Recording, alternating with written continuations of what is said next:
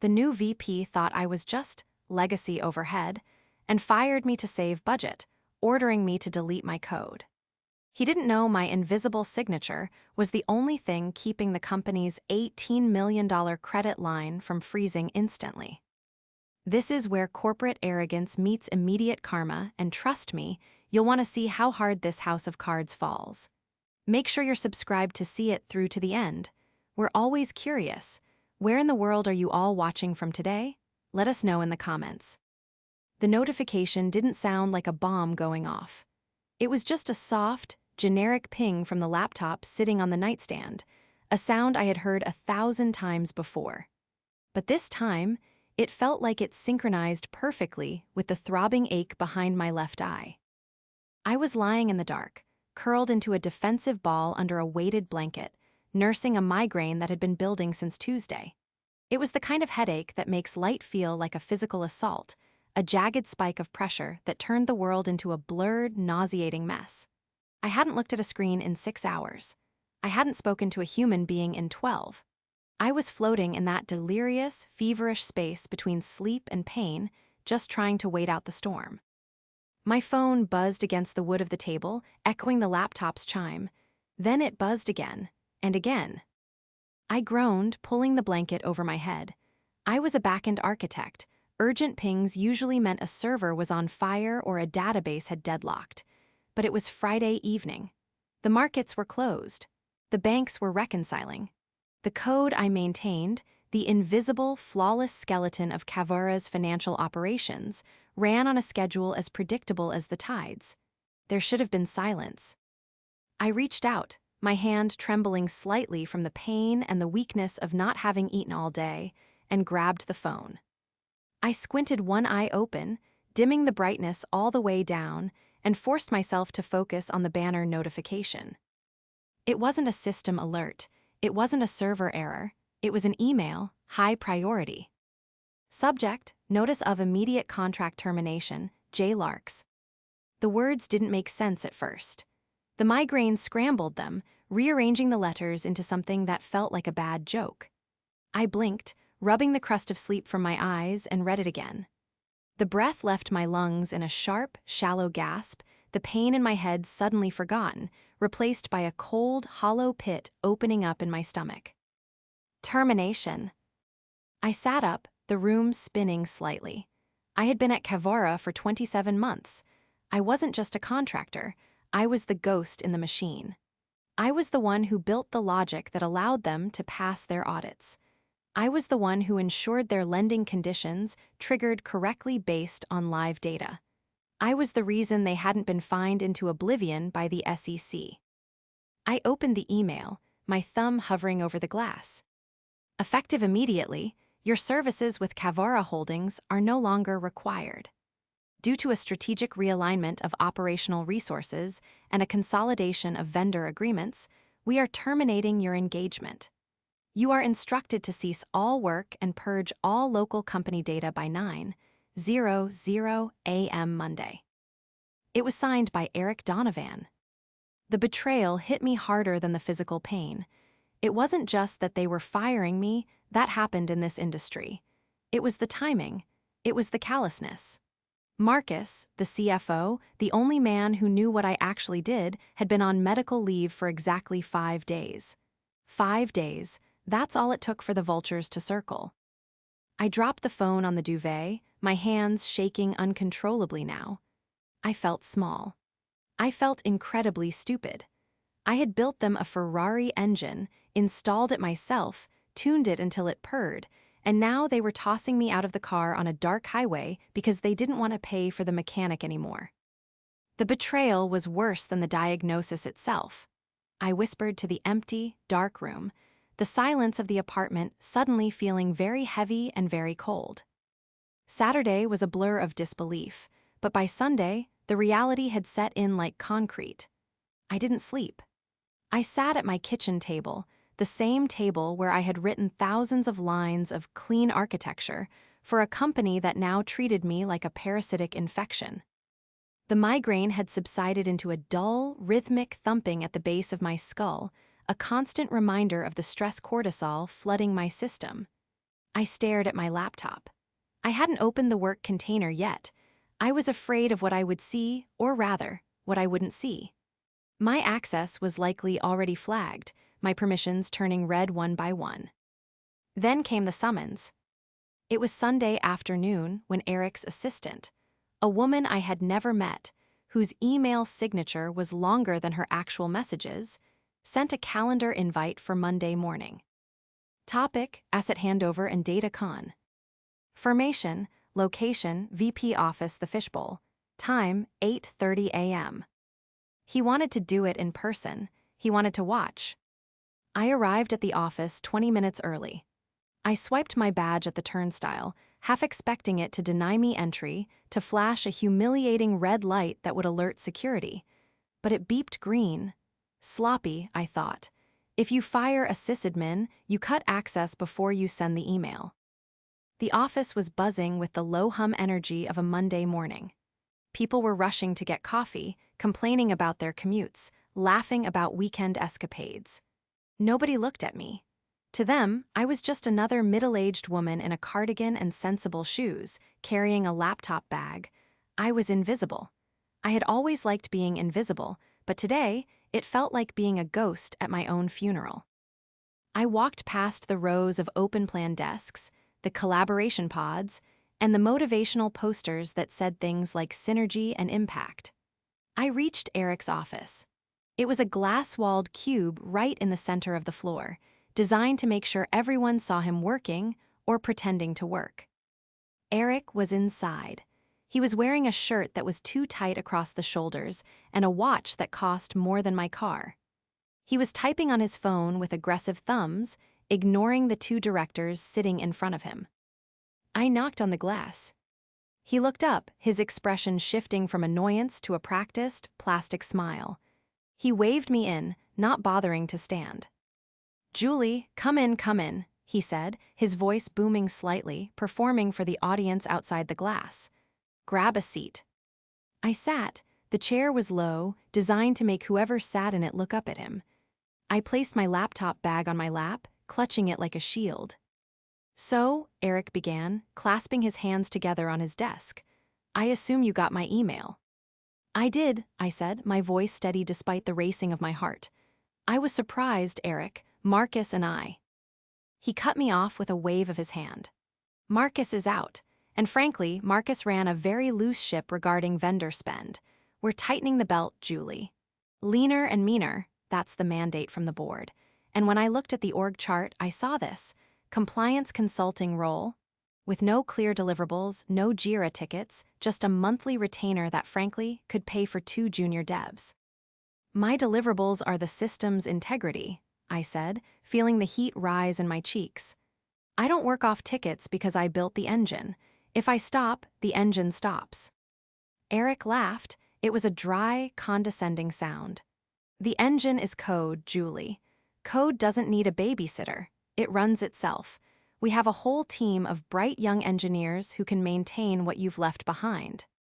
He leaned forward, his eyes cold and hard. "Which brings me to the point of this meeting. The email stated you need to purge local data." "I have backups," I said instinctively, "for disaster recovery. Marcus insisted." "I don't care what Marcus insisted," Eric snapped, his mask slipping for a second. "You are a third-party vendor. You holding proprietary code on a personal machine is a liability. I want it gone. Now, in front of me." I stared at him. He had no idea what he was asking. He saw files.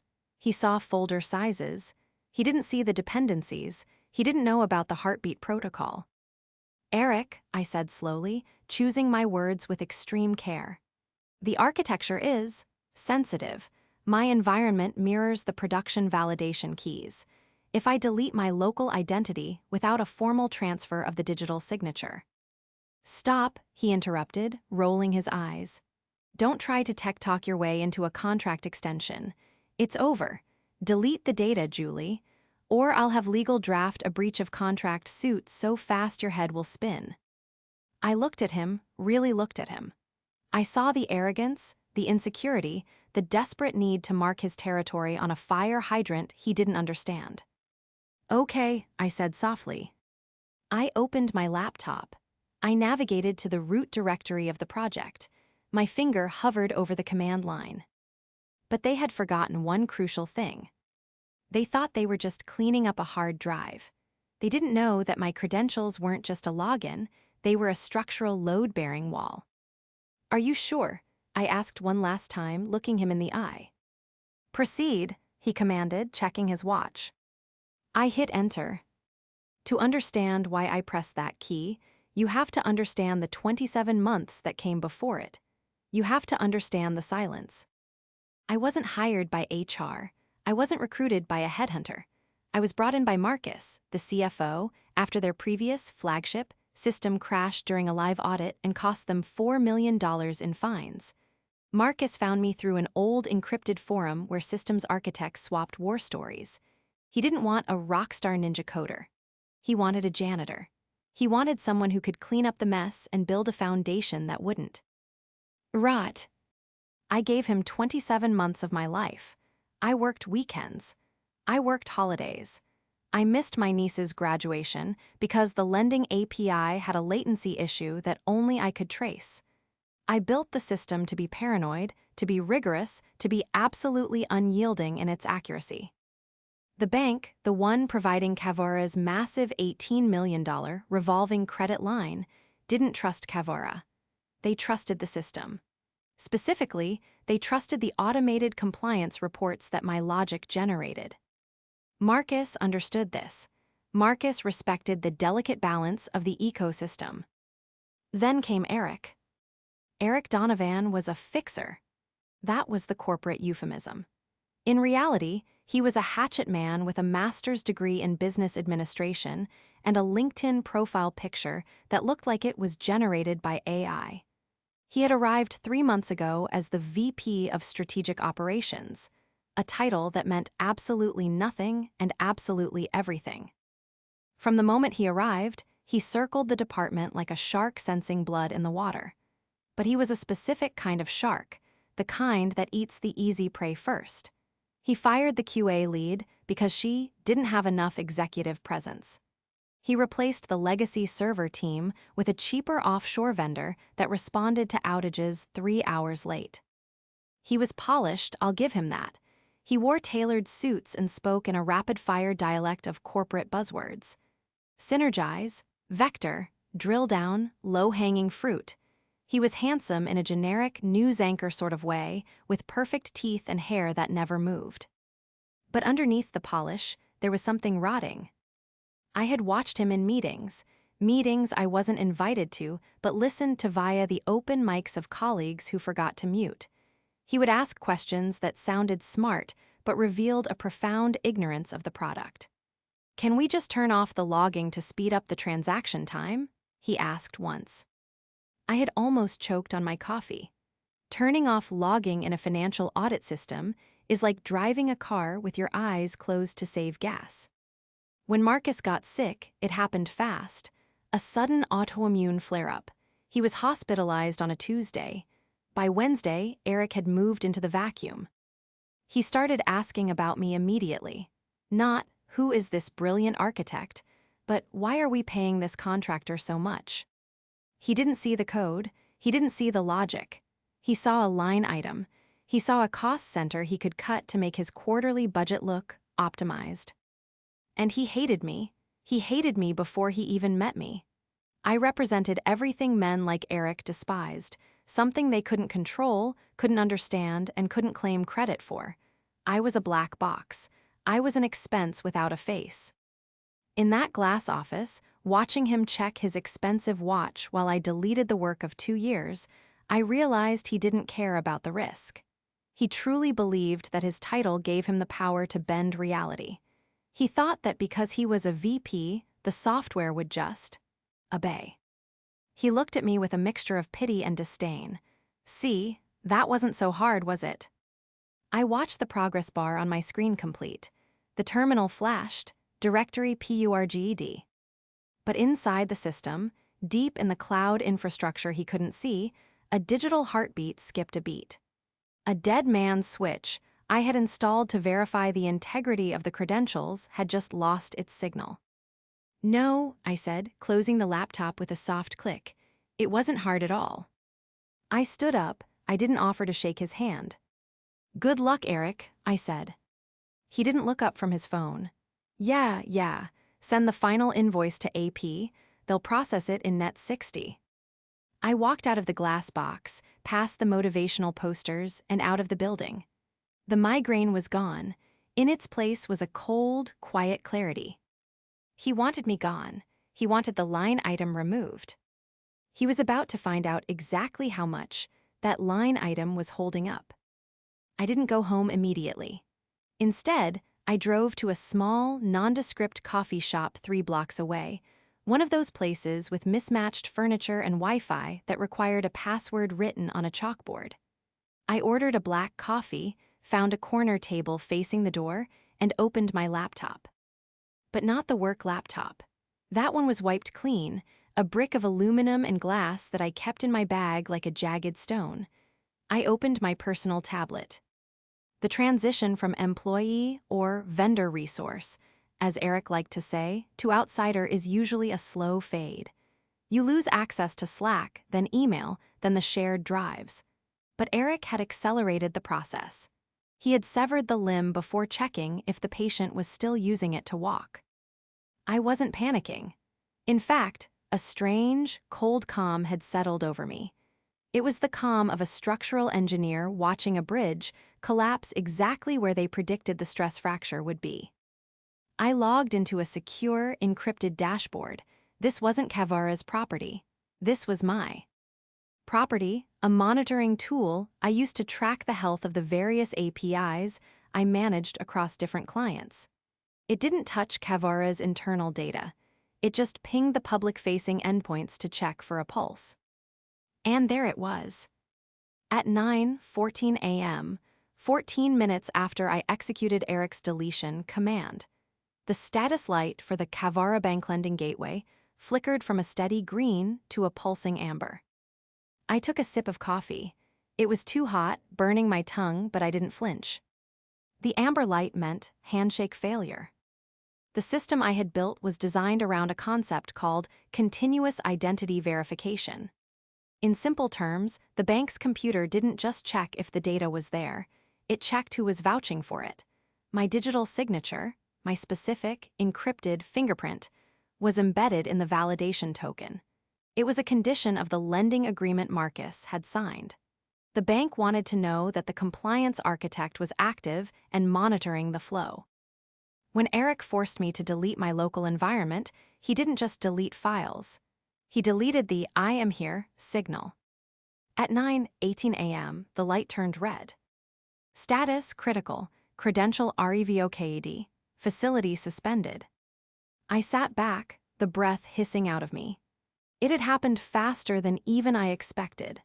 The automated sentinels at the bank had detected the silence on my end, interpreted it as a potential security breach or a loss of oversight, and executed the kill switch. Kavara's $18 million revolving line of credit, the money they used for payroll, for server costs, for paying the very electric bill that kept Eric's office lights on, was now frozen. I could have called them. I could have sent a text to the IT director, a nice guy named Paul who was probably hyperventilating right now. I could have warned them. But then I remembered the way Eric had looked at me. Just a contractor. Delete it. I reached into my bag and pulled out the piece of paper Eric had handed me, the termination notice, the explicit instruction to purge all data. I took a high-resolution photo of it with my phone. Then, I opened a folder on my personal cloud drive named Insurance. I wasn't just going to watch the fire. I was going to make sure the arson investigator knew exactly who held the matches. I began to dig. I pulled up public records and cached versions of Eric's bio from his previous companies. I needed to know if this was a mistake or a pattern. It didn't take long. A cached forum post from a disgruntled project manager at a logistics firm in Chicago, dated 2 years ago. New VP came in, slashed the vendor budget to hit a quarterly bonus target, fired the legacy database admin. 3 weeks later, the routing system collapsed. VP belayed with his golden parachute before the audit. The name of the VP, Eric Donovan. He wasn't just incompetent, he was a serial arsonist. He moved from company to company, cutting costs, people, spiking the short-term numbers to look like a genius, and then jumping ship before the long-term damage caused the hull to breach. But he had never run aground on a reef like me before.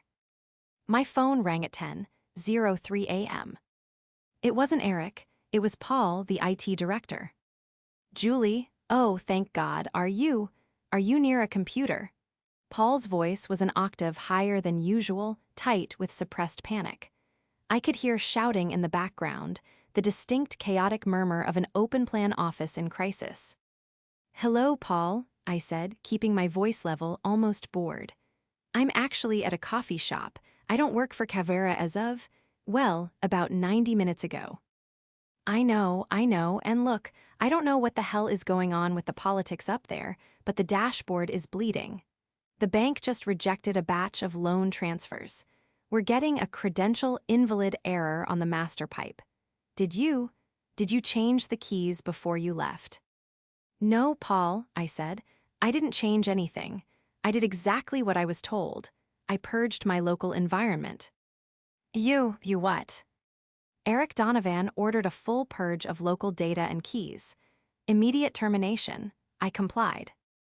There was a silence on the other end, so profound I thought the call had dropped.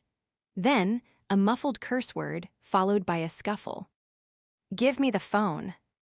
The voice changed. It wasn't Paul anymore, it was Eric, and he sounded furious. "Julie, what did you do?" He didn't ask, he accused. "We have a stoppage on the main credit facility. The bank is saying the authentication token is missing. Did you sabotage the code on your way out?" I laughed. It was a dry, sharp sound that startled a student studying at the next table. "Sabotage? Eric, you stood over my shoulder and watched me delete it. You literally checked your watch while I did it." "I told you to delete files," he snapped, his voice rising. "I didn't tell you to crash the banking bridge. You need to fix this. Now, log back in and revert whatever passive-aggressive little trap you set."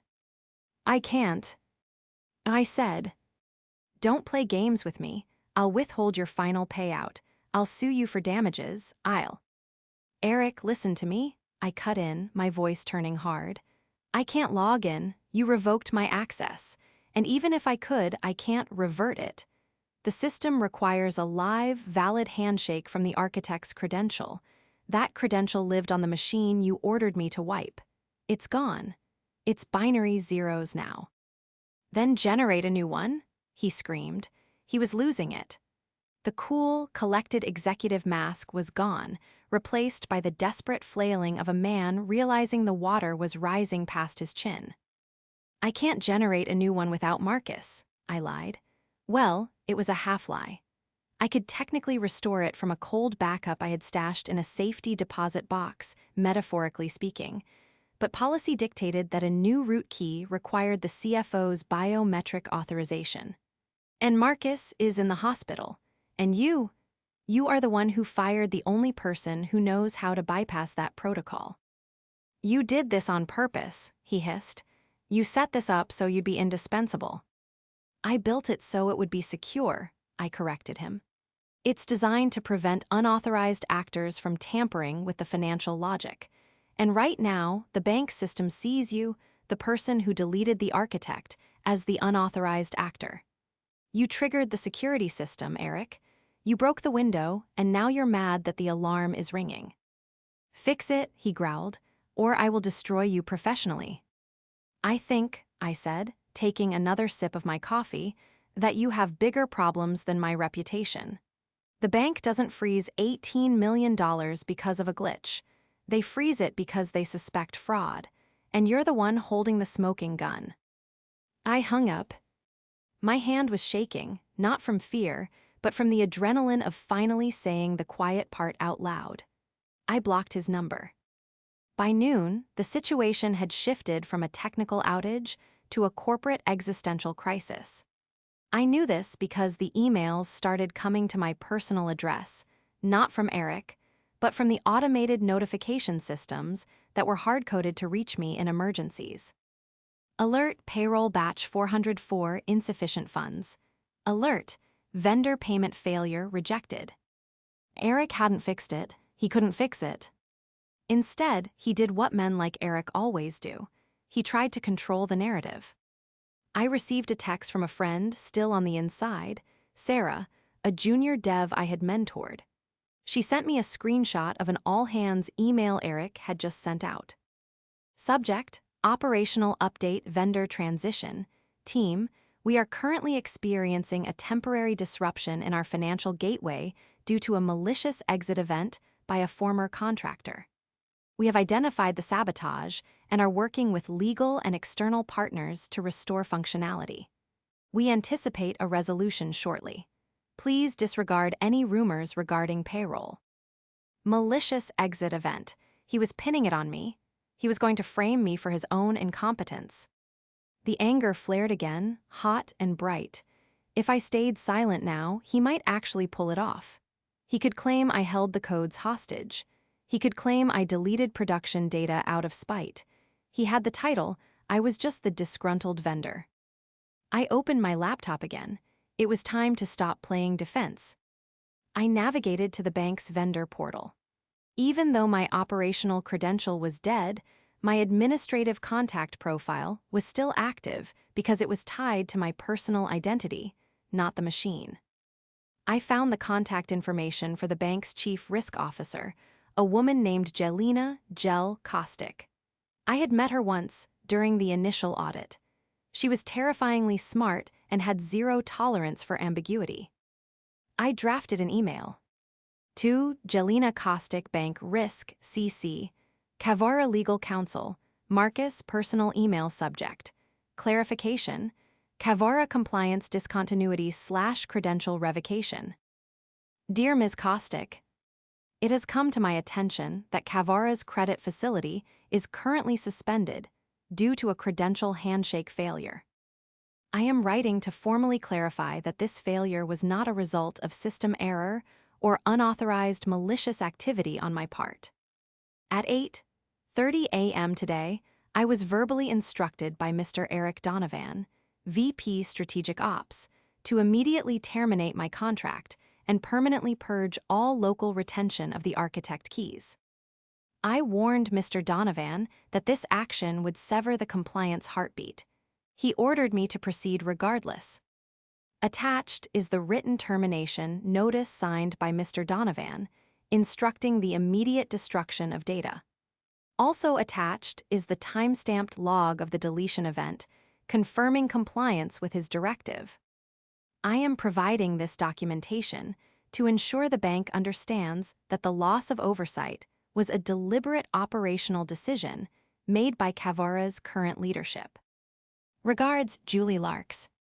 I attached the photo of the memo, I attached the logs, I hovered over the send button. This was the nuclear option. Sending this wouldn't just embarrass Eric, it would likely trigger a formal audit of the entire company. It would expose the internal chaos to the people holding the purse strings. It might cost people their jobs. But then I looked at Sarah's screenshot again.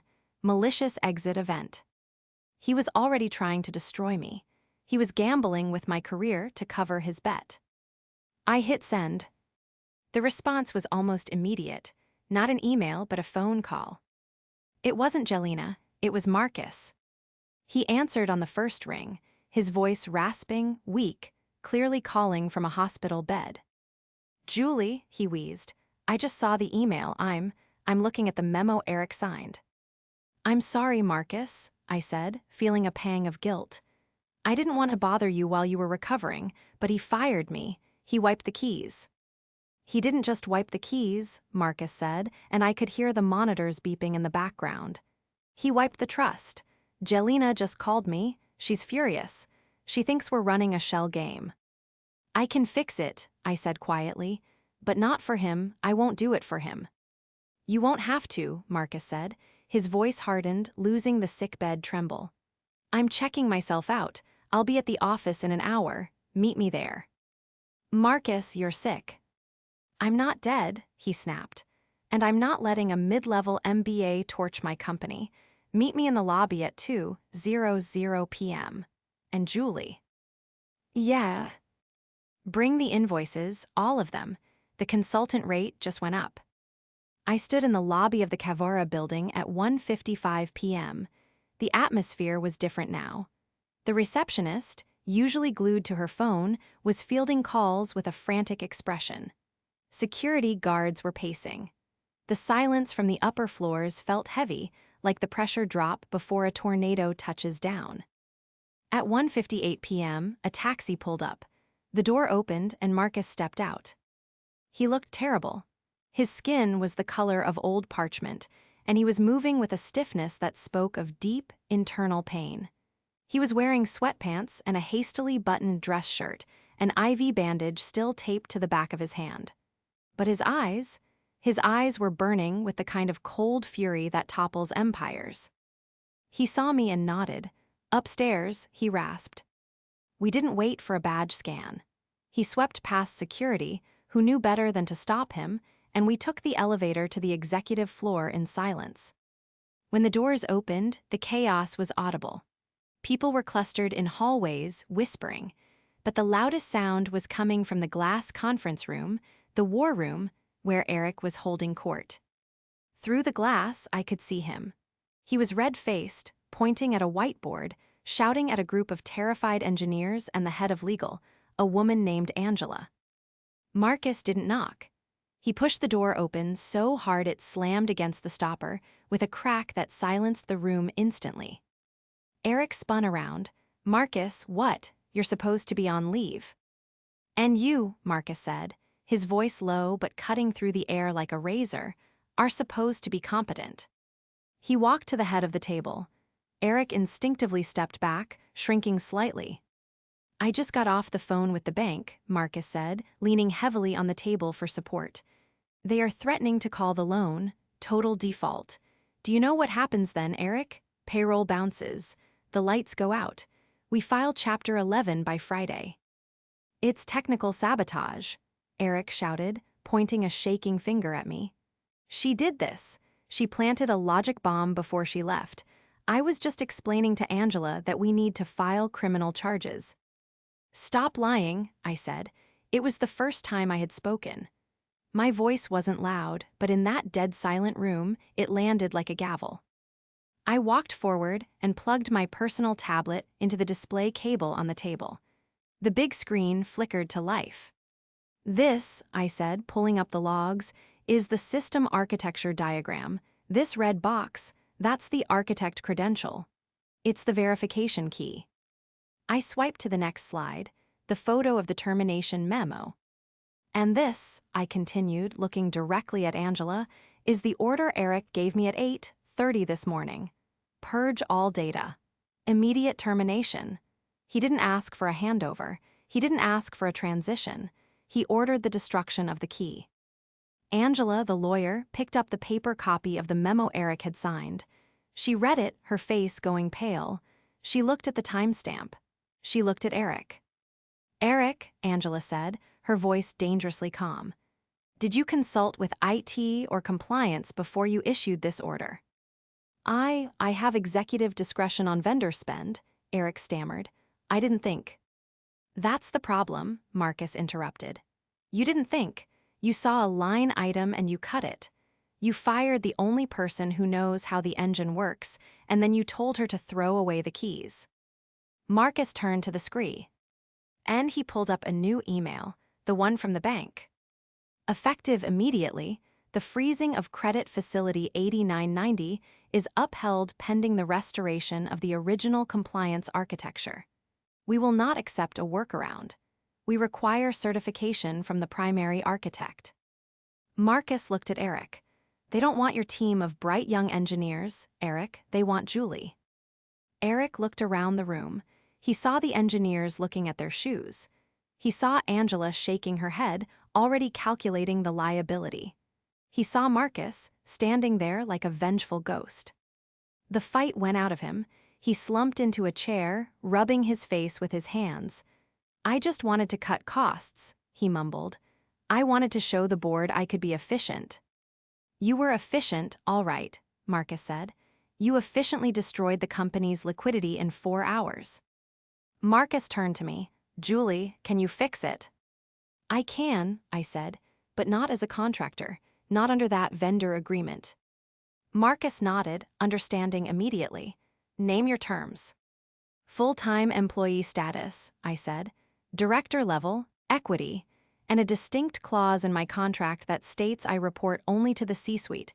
No VPs, no strategic ops interference." Eric made a noise of protest, but Angela cut him off. "Done," she said. "We can have the offer letter drafted in 10 minutes. "And one more thing," I said, looking at Eric. "I need my workspace back, and since I don't have a desk." I looked at the glass office Eric had occupied, the one with the view, the one where he had smirked at me while ordering me to erase myself. "I'll take that one." Eric was escorted out of the building 10 minutes later. Security didn't let him pack. They handed him a box later, but in that moment, he just walked out with his phone and his car keys, looking smaller than I had ever seen him. I sat in the glass office. It smelled like his cologne, a sharp, aggressive musk, but I opened the door to let the air in. Marcus sat opposite me. He looked exhausted, the adrenaline fading, leaving him gray and shaking. "I'm sorry," he said quietly. "I should have protected you better. I should have made sure you weren't buried in the org chart." "It's okay," I said. "You're here now." "I'm going back to the hospital," he admitted.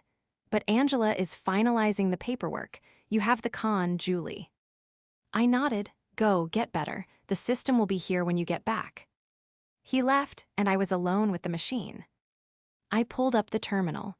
I didn't need the backup from the safety deposit box. I simply accessed the cloud restoration tool that only I knew existed.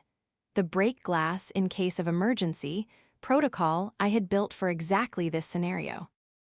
I entered the command. I authorized the restore. Initiating handshake, architect credential VERIFID, status, green. On the big dashboard in the main pit, the red alert light blinked off. The credit line was open. The money flowed again. Outside the glass walls, I saw heads popping up from cubicles. I saw Paul, the IT director, slump against a wall in relief. I saw Sarah give me a thumbs up. I wasn't invisible anymore. I typed one final log entry into the system, a permanent record attached to the day's incident report. Incident resolved. Root cause, executive failure layer 8 issue. Resolution, architect restored. Note, do not remove load-bearing walls without consulting the builder. I closed the laptop. I took a sip of water, and for the first time in 27 months, I didn't feel like a ghost. I felt like the person who owned the house.